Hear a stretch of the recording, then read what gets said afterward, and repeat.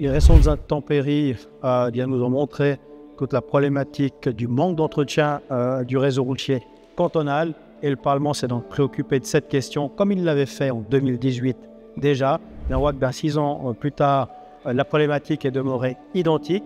On a eu un financement avec le fonds AirTech, mais comme il a été alimenté une seule fois de 80 à 90 millions, bien 4 ans et demi plus tard, il n'y a plus d'argent.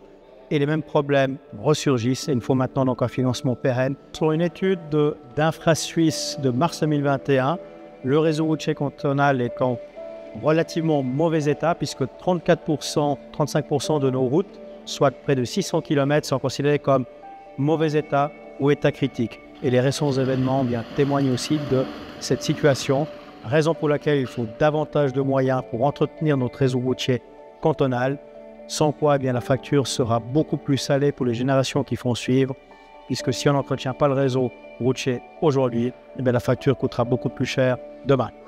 En ce sens, l'UDC est satisfaite des décisions prises par le Grand Conseil, notamment une première décision qui est celle d'allouer 800 000 francs supplémentaires par année en lien avec la restitution des montants RPLP. Ce n'est bien sûr pas suffisant, mais c'est déjà un petit pas de fait.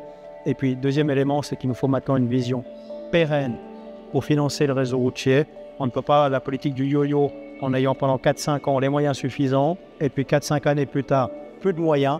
Et puis là, ça veut dire qu'on économise, et c'est des fausses économies dans l'entretien, avec des ouvrages qui sont moins résilients aux intempéries, et puis des problèmes de sécurité aussi pour les usagers. Et je crois que c'est notre conclusion. On doit garantir un accès aux vallées, un accès aux pendulaires et un réseau routier cantonal efficient, et pour cela, il faut un financement pérenne, ce que le Grand Conseil demande maintenant au Conseil d'État.